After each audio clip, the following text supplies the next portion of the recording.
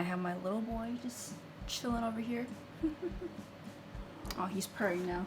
Oh, look at my boy. Maybe I should just, for you all out that want that more. He's covered by this laptop stand, but he's over here. Boy.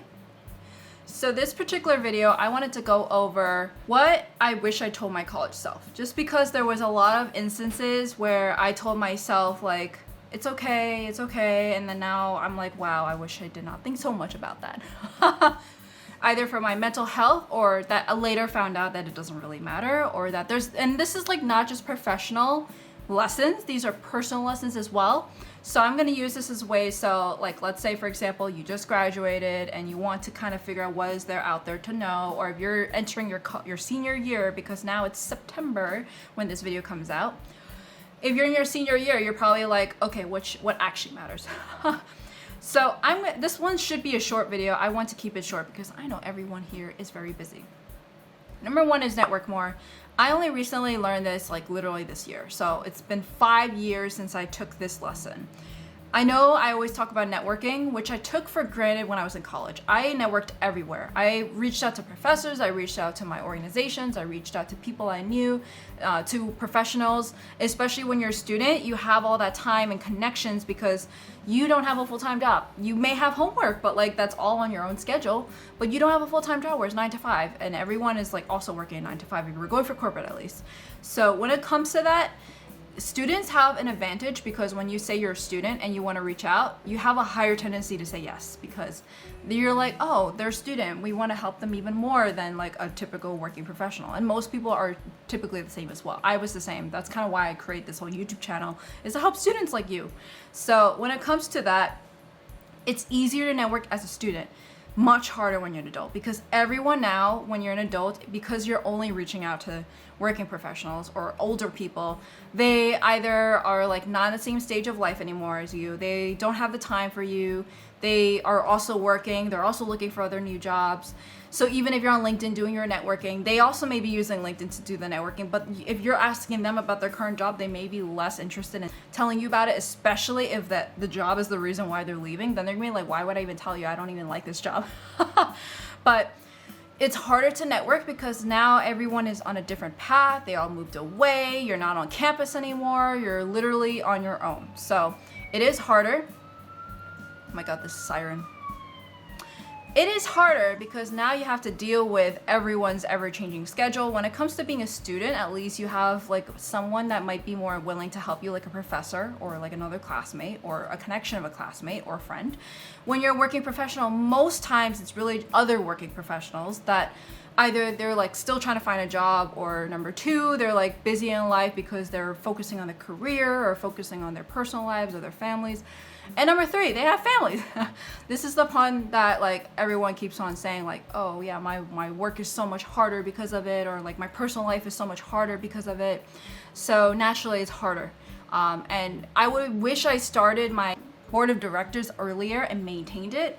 For me, I mostly just kept with my friends that are in the tech world, in like non-female dominated areas, and also just in my personal life as well, but not so much in the professional side. It only happened the past 2 years where I started reaching out to my friends that are in tech, and I wish I did it earlier because then I would have known a lot more about the tech world, when before I was more focused on consulting or focused on my current circle. I was not expanding my circle at all. It took me Accenture to learn this, because Accenture, I was like, you know, I can go up in the ranks, maybe I'll just keep doing what I'm doing, but I never thought to expand beyond that. I thought like, oh, if I don't need to, I have my job, right? But like, you never know. What if you get laid off? What if you get fired? And all that kind of stuff. What do you need to reach out? What if you need to figure out what you're getting actually paid in the marketplace? Maybe it's a lot higher than what you're getting paid. And in general, just do that networking as early as you possible and as consistent as possible. The second thing is that, I mean, kind of in line with the first one, it's harder to hang out with friends. When you're in college, it's so much easier. Don't take that for granted. You want to be able to really squeeze all you can with that. But when it comes to you're in college and when you graduate, everyone's like working, they've moved away, they're like now living with their significant others if they are, or they're constantly doing their own thing. It's hard to do that. You have to make a more conscious decision and effort to do that. Maybe like plan something a month in advance, which is usually me because I don't really have the luxury to be able to plan something last minute. I wish I could do that, to be honest, but I can't. my schedule for work and for Rover and for YouTube, it just makes things a lot harder. I do plan in advance and I do have pockets of days that I can, but if, let's say this is my filming day, and then I have someone who says like, hey, do you want to go for lunch? I'm like, sorry, I have filming day. And I like move my entire calendar to be able to do this filming day. So it's not like I can move filming day another day. Sometimes I have pushed it. Like for example, this is a Monday. So I filmed on a Monday instead of a weekend, but it really depends because what if I have plans on the day before? So I have to like be flexible as well. But likewise, it really depends on everyone's priorities. Not everyone's willing to meet up with you anymore. Not everyone can meet up with you physically anymore as well. You have to do more phone calls. You have to be more messages. You have to be a lot more proactive when this comes to this kind of stuff. Third one is lifestyle creep. This is actually something I learned this year in 2023. Is that in the past, I was like, oh, I'm a poor college student. I have student loans. I have to pay for rent. I have to pay for all this all by myself, blah, blah, blah, blah. If you've seen all my videos on money here or you've seen the Market Watch videos on here, it's all about lifestyle creep and how I try not to get it to my head. But I need to live a little bit. I've had friends that I've like literally spoke to nonstop about like, oh my God, I'm thinking about buying this thing, but I don't know if I want to buy this thing. It's like so much money. I don't know if it's worth it. And they're like, Christine, you're making fucking money. Do it. And I'm like, no, I don't want to. And like, I have like I think it's because of the way I was raised. My dad has always raised me to be extremely frugal. My mom has also given me like these guiding questions of, do I want it? Do I need it? Do I need it now? So those three, actually, like those, just being raised in that kind of environment where everything was basically being super frugal, being super, like very conservative with everything, like energy and where you spend your money. That's like where I was raised, where I was like, you know, it's all about the scarcity mindset. I'm always thinking like, oh, I don't have that much time. I don't have that much money. So I gotta like keep it all in together. So, but because of that, I've had friends, and if you watch this particular video on like, what would you rather do money edition, I was so shocked. I actually thought there would be some people that agree with me. Addison was probably the only other person that kind of agreed with me for some of these things, but I didn't realize how much people were willing to pay for convenience. And I always thought like, no, I'm not going to be that person that like when I make 6 figures, I will be spending like I have 6 figures. I always thought like, let me be as frugal as possible. And I still am, but now I'm learning to live a little bit. So I spend on like some handbags that I like, or I spend on a nice trip, or I spend on a nice dinner. Before I probably would like be frugal 99%, but I still spend on that 1%. And I'm not saying that this is not necessarily like not good to have. It's just nice to be able to say like, look, I worked hard for my money. This is what I want. Don't be like you're restricting yourself. This doesn't mean I'm saying like the moment you get your bonus, you're buying that Lamborghini. I'm not saying that. I'm saying be smart with your money, but also be willing to live a little. Just budget for that. Like I budget for my spending money. I don't just like blow money and be like, oh no, I have to pay paycheck by paycheck and try to like pay my bills kind of thing. But the lifestyle creep on the other end of like not doing lifestyle creep, but also doing lifestyle creep is something that I recently learned to be able to live a little. Because before I was like, oh my God, I can't really afford this. I'm like, yes, I can afford that. I'm like literally thinking that now. I can't afford that. It's just like a mental thing that I'm like holding this back. I still do the research that I do. I still am very frugal with everything else. But when it comes to certain things, I'm like, I worked my ass off for this. Why can't I spend money on this, you know? And I've only recently got Addison into this. I think he's actually usually more frugal than me. Like when it comes to certain things, he's like, I'm not going to take the subway to go to Central Park. I'm going to walk it. And it's like a 1 hour, 30-minute walk in the 90-degree heat. He's a lot more frugal in that kind of way, but for me, I'm like, no, I value my time, I value my sanity, so I'm gonna take the subway. It's only $2.75. Now it's $2.90, but still. So that was something that I learned. And the other one is like the very big one is GPA. GPA does not really matter as much anymore.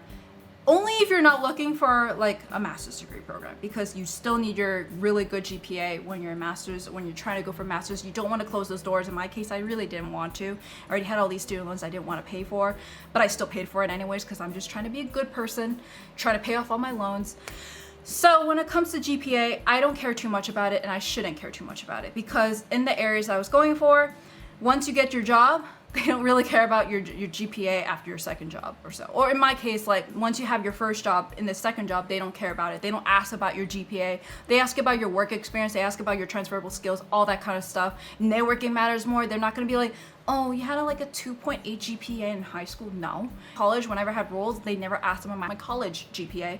But when I was in, like, let's say interviewing after Accenture was my first full-time job, so I don't really count that because they did look at GPA. But after that, not a single one asked about my GPA. Not a single one asked about my transcript, and not a single one even asked for GPA on the resume. So in general, it's not necessary. Maybe if you're looking for a master's degree, you do need that because then you need to get into those programs. But if you're just going right into the workforce, they don't care. Maybe they do care about like the alma mater that you're in because then it shows about like the rigor of your coursework. But even so, like let's say for example, I went to BU.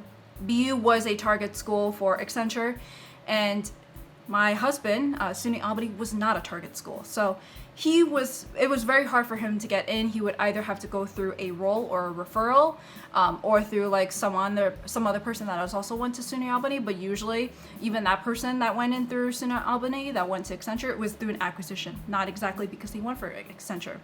So I had to refer him, and then they will start looking at his resume. But this was again, like if they were to just look at his first job, that would probably be enough, but they're not asking about his GPA. He didn't even put his actually he did put his GPA on there, but for the most part, GPA doesn't really matter anymore, and I'm really glad that I learned this after, but I wish I did not beat myself up to it.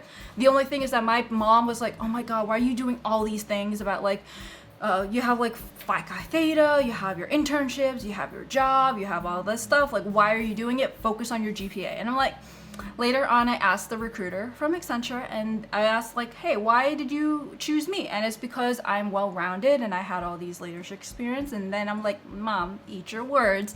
It's not because of my GPA. Like I didn't even put my GPA on the resume, but I had to send my transcript as well. And everything shows up there as well on my like little handshake portal. I did meet the GPA requirement for the role though, but like after that, no one asked for the GPA when it comes to like after your first job. So in general, I just wish I did not beat myself up to GPA. I do think that you should still make an effort in your coursework. For me particularly, I just suck in testing. Like I don't do well in testing. I do really well in project-based work. I do well in those kind of work. So in general, I try to be in classes like that. But it was all my liberal arts requirements, like my languages and my archaeology and my math. Like I don't do, like if you were to talk to me and we walk through things, I will know it. I do know it. It's just when I'm sitting down at tests, I'm like, multiple choice. Like, oh, I forgot this one little thing to put in, so I can't do it. All right, so see you guys next time. Bye.